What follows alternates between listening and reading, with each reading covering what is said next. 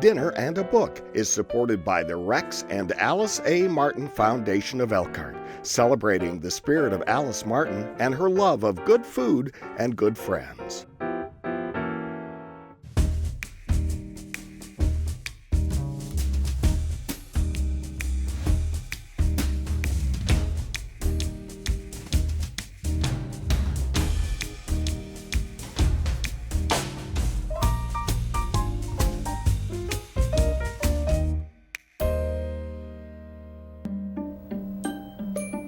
And Napolitano illuminates the rich complexity of family dynamics in her 2023 novel, Hello, Beautiful. Lovers of Louisa May Alcott's Little Women will recognize aspects of the March sisters in the Padavano Sisters of Chicago, but the novel offers much more, a decades-long exploration of the way siblings can grow together, grow apart, and how love and basketball can change us in unexpected ways. I'm so delighted that Posi Tucker is joining me again to explore this novel, in part because Posi was the first woman sports reporter in South Bend. Amazing, isn't it? What year was that? 1976. 1976, right in the heart of when this novel is set. So we'll talk more about that. We're making a lot of the novel unfolds in the 1980s, and so we're making a feast inspired by food of the 1980s. So what are you going to be fixing? I'm going to be making a butternut squash and ginger soup, and it's one of my family's favorites. Okay. And it is just, it's a wonderful comfort food kind of soup. Okay. And it's topped with some wonderful little things on All right, top which we'll have a talk little about. nod to the 80s, which we'll talk about. So I have to confess, when I started looking up recipes from the 80s, it was not terribly inspiring. There's a lot of processed food in the 80s, and frankly, in the novel, they gather around the table a lot, but there is actually a meal that's made of TV dinners. So we're sparing you that. Yes. But of course, quiche was still very, very hot in the 70s and the 80s. So I'm going to be making little mini quiches filled a couple of different ways, and then some stuffed mushrooms, which I think I have not had since the 80s. So, and tell me what you're getting started with for your soup. First thing I do, first of all, I wanted to show a butternut squash. I'm sure most people know what that looks like. And what you do is slice it down the center, and you're going to put it on a cookie sheet with a little bit of water, and these are already cooked, but then you put it in the oven for about 45 minutes until they get soft. Yeah. And then I'm going to be taking the pulp out of that for our soup. But I first started out just with butter, melting some butter. Thanks for sharing your butter with me. Oh, and this is like the good stuff, right? It is. It's the Irish butter. I would share anything with you. All right. And so then when the butter melts, I'm going to be putting the ginger, a tablespoon of ginger, and a little bit of salt. And that's what and onion. All right. And onion. Just so getting started there. And I'm going to start making one of the fillings. I'm going to fill these little tiny quiches 2 different ways. Of course, you could make a big quiche, but they take so long to cook. And I thought, we'll make kind of party food that people could, hang out and talk with one another. So some of these are going to be made with little finely diced sweet peppers and garlic sautéed in Posi's delicious Irish butter. And then the other ones will be a very 1980s chopped fresh apple with gorgonzola. So this novel, maybe we could just introduce the characters a little bit, who the Padavano sisters are. Sure. The sisters are Julia, she's the oldest, and very independent. And, the very first daughter. Exactly. And then Sylvie she works in the library, loves books. She's our reader, and just, and then we've got twins, Cecilia and Emmeline. One is an artist, and one is our caretaker. Yeah. And they formed this wonderful family with their mom and dad, Charlie and Rose. And we find that Charlie dies early in the story. Yeah, so that's not a spoiler alert. We will be careful not to reveal any spoilers. Oh, little flame. So it's set in the Pilsen area of Chicago, so an area that probably lots of us know. The Padavano sisters, the Padavano family struggles financially. When you say they're maybe working class, the mother, Rose, is pretty prickly and raises food in the backyard, in part because the father, who's a sweetheart, but can't really quite keep a job. No, So right. there's a lot of very competent women and men trying to keep up with them, I guess, in the novel. You know what's really interesting is Amy Napolitano, sorry, actually got her inspiration from the sisters because she had a friend that lived down the street and would visit her and have summer parties, and the mother of her friend had 6 sisters, and they were just all quirky and kind of fun. And she kind of remembered that, and I think based, the sisters on that remembrance. I was just deeply invested in them, and the structure of the novel, it moves around in time. It covers, I think the earliest is when William, who we'll get to next, that character is born in 1960. It ends in 2008, but again, the heart of the novel, I would say, takes place in the 80s when the sisters are young women and in their 20s, a lot of, like a lot of us, just trying to figure things out, whether they're going to get married, whether they're going to go to school, whether they're gay. Yes, exactly. So it really covers a lot of territory. Just being independent. I think Julia really strived to have her independence, and you see that through the marriage and it's so you bring up marriage, so we better introduce William. So who is William? William was a wonderful young man, but came from a family of a lot of dysfunction. Right. Didn't have the kind of parents that the girls had, the Padavano sisters. And so when he meets Julia, the oldest, he absolutely falls for her, but not just her, the family.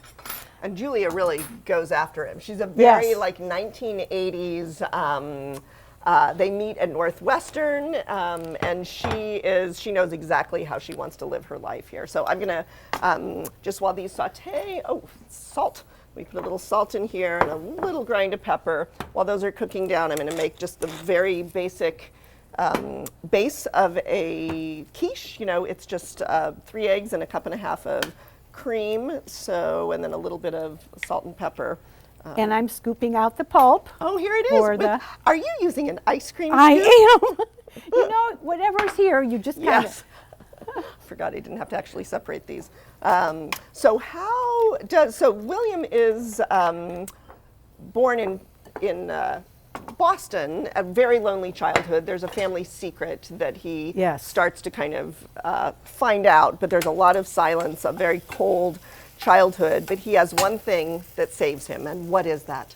The game of basketball. Oh my gosh, of course. I thought, where are we going with this? The family, of course. Yes, he absolutely loves basketball, and that's another kind of little thing about the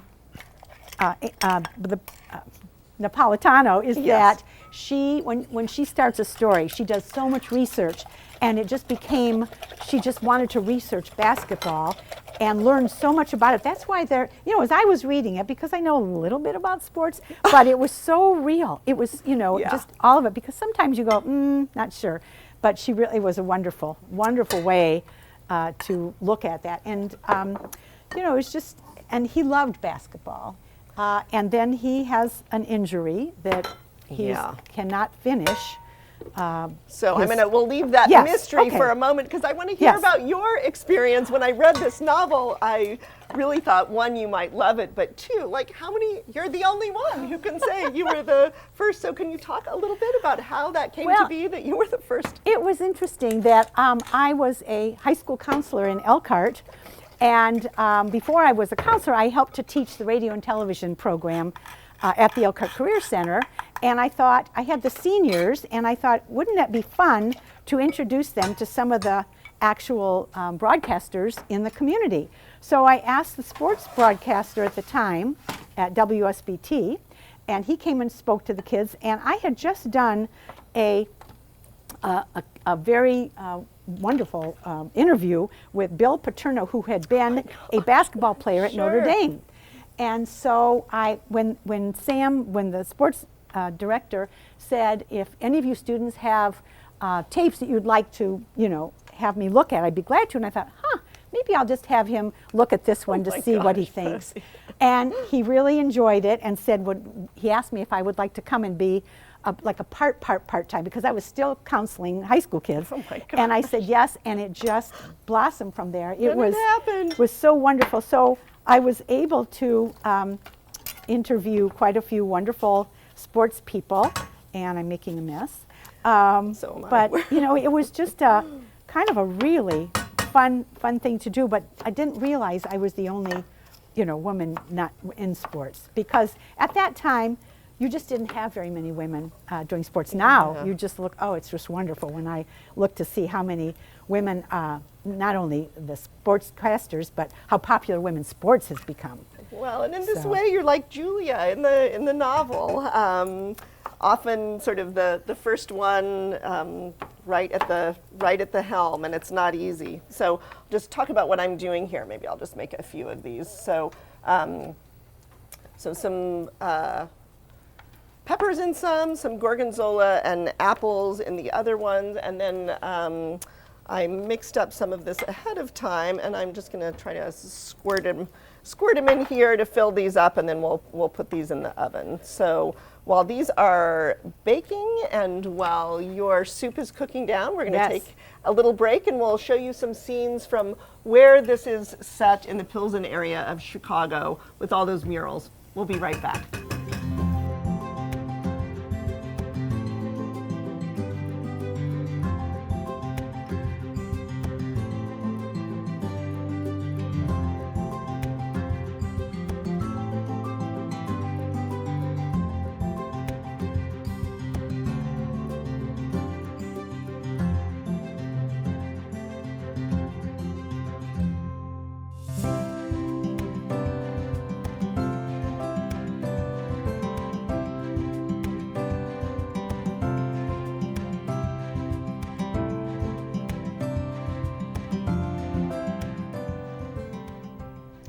Posi and I are having so much fun cooking up a feast from the 80s. We are. So tell me what you are finishing up here. Well, I have put the pulp, the butternut squash pulp, in the pan with the broth and the ginger and the onion, and it's cooked for 10 minutes. And now I'm going to go ahead and put it in the Cuisinart. All right. And so we will emulsify that. Is that a good word? Yes, my goodness, what a what a fancy word. I'm telling you. So, and I'm just going to be making some stuffed mushrooms here, starting with a little bit of onion sautéed in butter. This might be a little noisy. Okay, it's not so bad. Okay.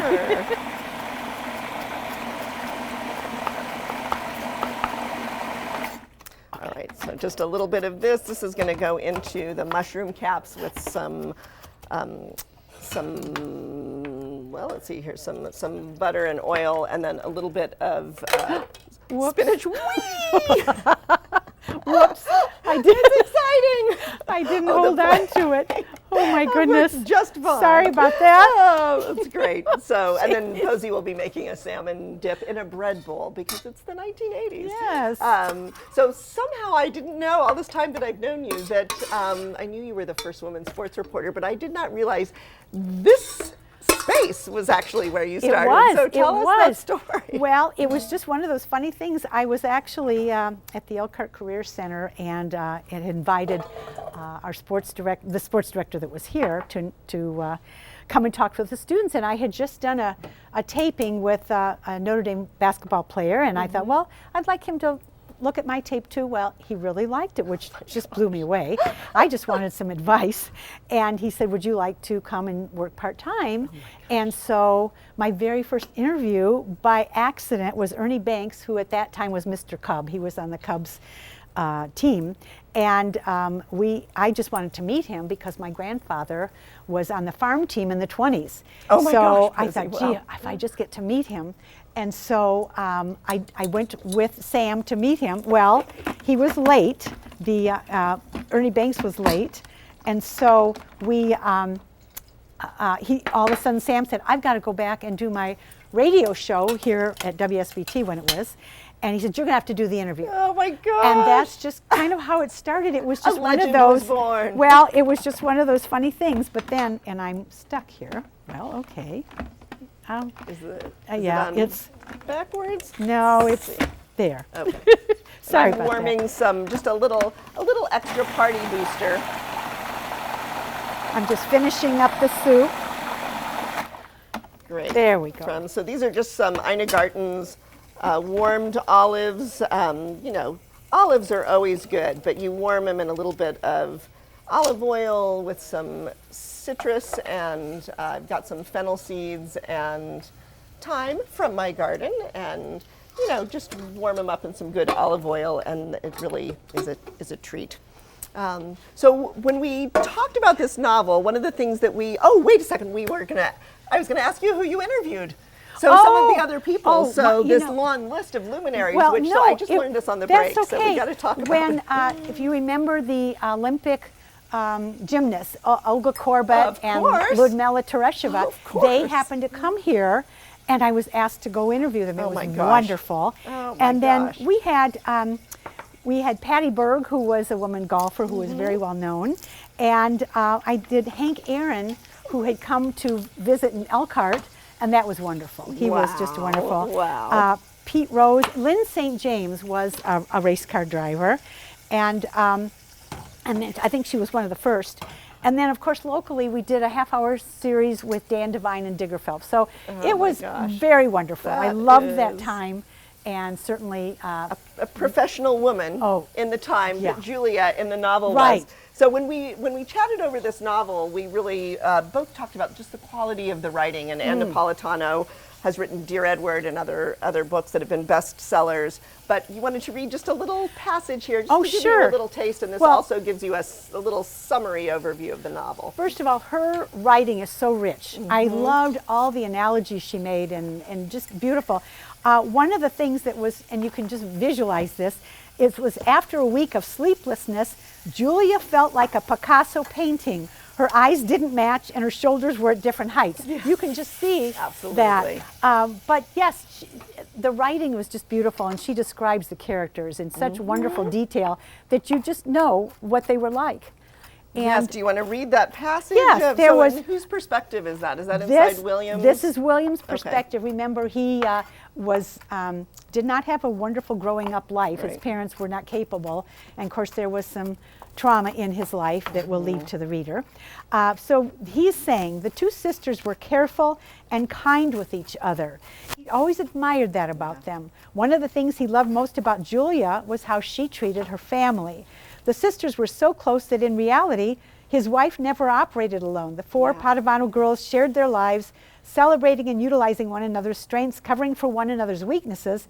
Julia was the organizer and leader, Sylvie the reader and measured voice, Emmeline the nurturer, and Cecilia the artist. And he'd always known that he'd married not just his wife, but the family.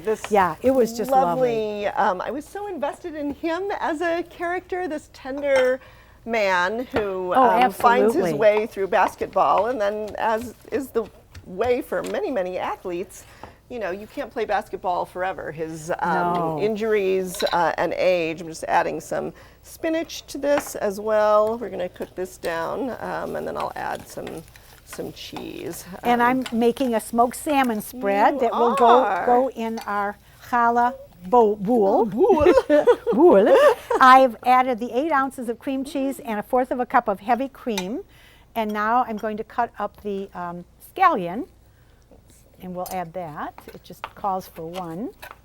All right, well, let's keep adding this in here. So the, I wasn't sure what to think when I read the overview that said that this is the book is an homage to Little Women, and I think it's that, but so much more. So it's not a, you know, if you know that as you're reading, you tend to say like, okay, who's Beth, who's who's Amy, but the sisters, the book plays a really important part in their childhoods, as it did in mine, and probably lots of you who are watching. So there's just all these nice little riffs where they will say like, okay, I'm having a Beth day, which ain't good, or you know, two sisters say, well, I feel like I'm Joe. No, I feel like I'm Joe.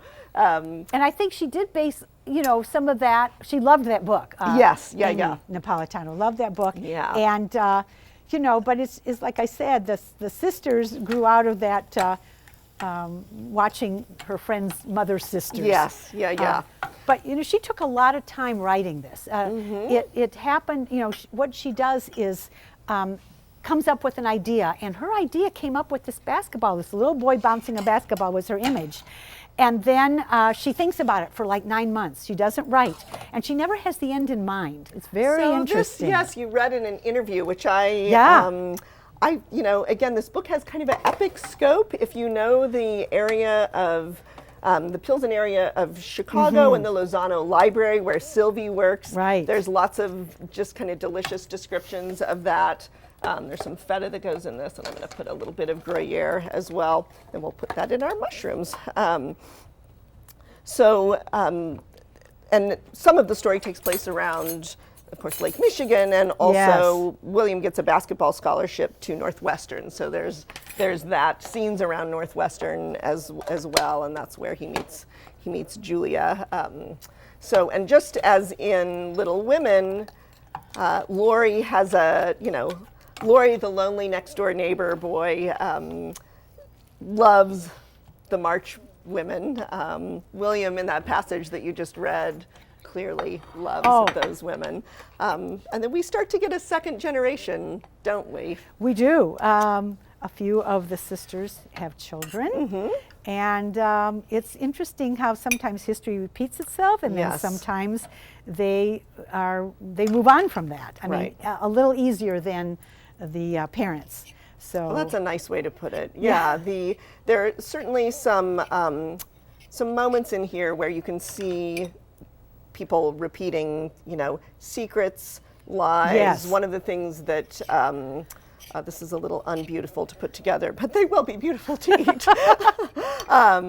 One of the ways that William heals from various kinds of trauma is by having a therapist, and the therapist says, no BS and no lies. And that mantra is one that the characters really follow through on, and we can see what a difference that makes. It takes sort of the grandchildren to be able to start to heal, to see themselves as storytellers that... Exactly, and I do, you know, I even think in our own lives, you know, as we were growing up, they kind of kept things from us because they thought that was in the best interest. You know, death was never talked about. And this novel faces that. So we're going to take a little break now, and you'll see some of the other books that Ann Napolitano has written. I'm going to finish stuffing these and put them in the oven for 8 minutes. They'll be hot and fantastic. And I'll finish the dip. Sounds great. We'll be right back.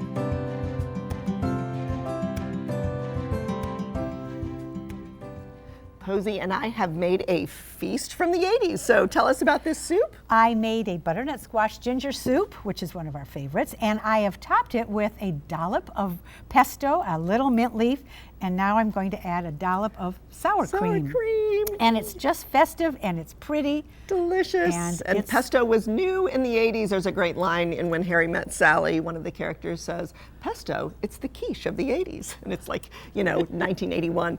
We've also got a salmon dip in a bowl. Bread bowls were very much a thing, and some little mini quiches. Quiche being also a thing, and some warmed olives and stuffed mushrooms, so suitable to sit around a table and have a family drama. So what will stay with you from this book? You know, I loved this book. I think she's a fabulous author. I have 3 daughters, and I think I related to reading about the 3 daughters, how different they are, and how they deal with each other's crises, and how they come together and how they separate and then come back together. So I think the relationships were wonderful, and the way she captured them. Yeah, and the fact that it unfolds over decades gives you that richness of some other novels, epic novels that people enjoy. I forgot to mention we're drinking Bubble Up soda. Remember Bubble Up? It was bottled in Chicago, That's so amazing. This is truly a taste of the past. Ann Napolitano has written many novels. There's some wonderful interviews about her process, which is kind of unusual. This would be a great book for a book group. If you like Louisa May Alcott, I think you'll find the mirroring and the way she plays with references to Little Women is really a pleasure to me. So, Posi, it is just a blast to have you back on the show. A blast being a word from the 80s. Right. So, we hope you cook adventurously, read widely, and we will see you next time on Dinner and a Book. Thanks for joining us. Thank you, Posi. You're welcome. Cheers. Thank you.